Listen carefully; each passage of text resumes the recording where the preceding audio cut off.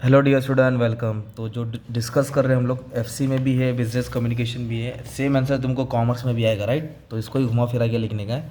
तो भी टॉपिक क्या आ सकता है? Verbal non verbal communication. Okay, तो वर्बल और नॉन वर्बल का मतलब क्या होता है? वर्बल का मतलब होता है कि ओरल या तो रिटर्न, बोल के या तो लिख के।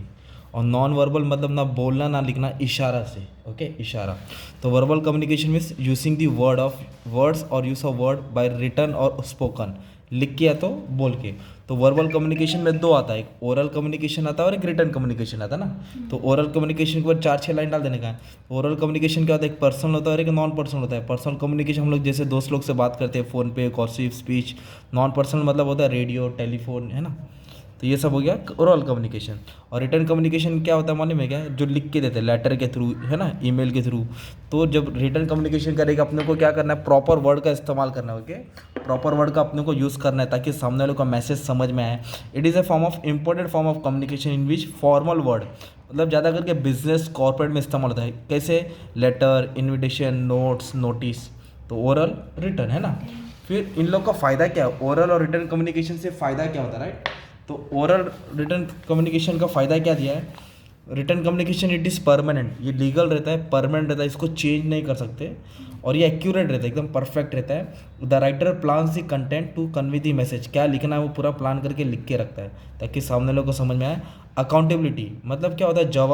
जवाब देना। The place of the sender of the return message can be trace down even if it is not mention in the return document. मतलब क्या होता है? सामने लोगों को सब लिख के रखते हैं ना एड्रेस, तो इधर हम लोग सामने लोगों को पहचान भी सकते हैं किसको जा रहा है। The sender can be held accountable for the message. तो कुछ भी गलत मैसेज दिया ना तो सामने वाले को पकड़ा भी जाएगा। जैसे मैंने तुमको लेटर दिया तुम्हारे घर पे, कुछ गलत चीज़ लिख के दिया, तो लेटर कहाँ से ऐसा एड्रेस रिकॉर्ड रहता है ना, तो फिर आप लोग मेरे पे कुछ एक्शन ले सकते हैं, तो मेरे को जवाब देना पड़ेगा। और कैसा है रिटर्न कम्युनिकेशन? कैसा है? जेरोक्स करके 100 लोग को सेंड कर सकते हैं ना, लाखों लोग को सेंड कर सकते हैं, ईमेल फॉरवर्ड कर सकते हैं, तो एक साथ बहुत सारे लोगों को सेंड कर सकते हैं। ओरल कम्युनिकेशन में फीडबैक जल्दी आता है, राइट? फीडबैक जल्दी आ जाता है अपने को, जो भी रिप्लाई जल्दी आता है, पर रिटर्न कम्युनिकेशन में रिप्लाई लेट आता है। तो ये ओरल कम्युनिकेशन था, ये रिटर्न था। दोनों किसके पार्ट है? Verbal communication. वैसे नॉन वर्बल कम्युनिकेशन होता है, राइट? तो any form of communication that does not involve the use of words, that does not use of words मतलब वर्ड का इस्तेमाल नहीं करते, through gesture, display, emotion, hand raise करना, है ना, इशारा करना, ये वाला साउंड निकलना, ऐसा होता है ना। तो ये सब को बोलते हैं नॉन वर्बल कम्युनिकेशन, जिसमें साइन लैंग्वेज आ जाता है। मतलब लोग साइन दिखाते, इशारा करते हैं। जैसे कि आप लोग गाड़ी चला रहे हैं, रेड सिग्नल आ गया तो आप लोग गाड़ी रोक देते हैं। क्यों रोक दिया? क्योंकि रेड सिग्नल आ गया। तो रेड सिग्नल मतलब आवाज़ तो नहीं आना, पर इशारा, साइन लैंग्वेज बोलते हैं उसको ना। ग्रीन सिग्नल है तो गाड़ी आगे चले गई।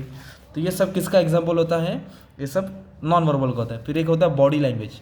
बॉडी लैंग्वेज में मतलब फेशियल एक्सप्रेशन, आपका दोस्त है बहुत खुश दिख रहा है तो आप समझ रहे हैं क्या बात है, अच्छी बात है, पर घर अभी आप लोग कम मार्क्स लाए तो घर वाले एकदम गुस्से में रहेंगे, तो फेशियल एक्सप्रेशन मालूम पड़ जाता है ना चेहरे से। पोस्चर का मतलब होता है what ever the size and shape of the body, मतलब हमारा जो बॉडी का मतलब किस तरह हम चलते हैं, किस तरह हम बैठते हैं, उसको बोलते हैं पोस्चर, राइट? कोई टीचर एकदम फ्रीली बैठी है, मतलब आज कुछ काम नहीं है, बच्चे लोग को एंजॉय करना है, बट टीचर एकदम स्ट्रिक्ट चल के एकदम देख रही है, तो मतलब कुछ तो काम है, कुछ तो करना पड़ेगा। A person with self confident walk with shoulder, मतलब जिसका कॉन्फिडेंस एकदम सीधा चलता है और अपना चिन मतलब जो चेहरा है एकदम उठा के चलता है। और जो डरपोक रहता है, डरा हुआ, टेंशन में रहता है, वो क्या होता है? बैंड इन दी बैक, हाथ पीछे रख के झुक के चलता है, राइट? तो पोस्चर भी एक तरफ का कम्युनिकेशन होता है। गैस्चर का मतलब हाथ, पैर हिलाना, सर हिलाना, हैंड हिलाना। टीचर जब पूछती है क्वेश्चन तो बच्चा मुंडी हिलाता है ना, वो भी गैस्चर होता है।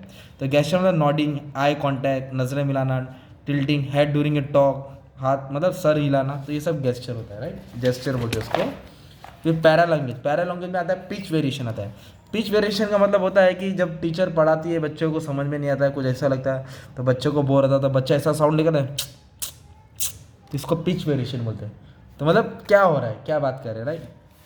Speed of speaking, people who are scared of situation और nervous speak fast in such time. कभी कभी क्या होता है कि किसी को कुछ समझ में नहीं आता ना, तो नर्वस में एकदम फास्ट बोलता है, घाई घबरा में कुछ भी बोल देता है।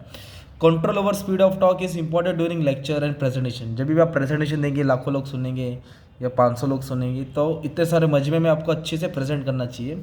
If the lecturer think that the student do not understand a certain concept then he explain it again at lower speed, क्योंकि जितनी फास्ट स्पीड से गया नहीं समझ में आया तो फिर इसको वापस से स्पीड को स्लो करना पड़ता है। एक तरह से ये भी पैरा लैंग्वेज डिस्कस, पॉज होना, मतलब ज़्यादा ब्रेक आ जाना।